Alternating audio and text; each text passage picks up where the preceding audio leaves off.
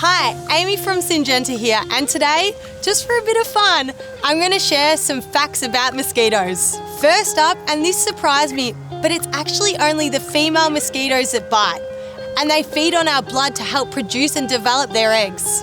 When you think of the world's deadliest animal, you probably start to think of sharks or crocs, but it's actually mosquitoes, as there are so many worldwide and they spread harmful diseases. Mosquitoes are known as vectors for disease like malaria, Ross River, and dengue, which are responsible for around 1 million deaths per year.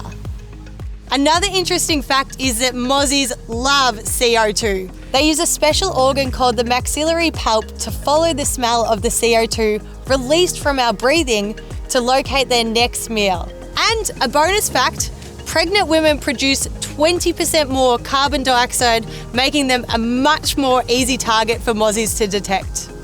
Not such good news for beer drinkers, but a 2011 French study found drinking 3 beers can lead to 30% more mozzie bite. And finally, mozzies need very little water to lay their eggs, so it's important to get rid of anything that can accumulate standing water, like empty pot plants, so best to store these upside down.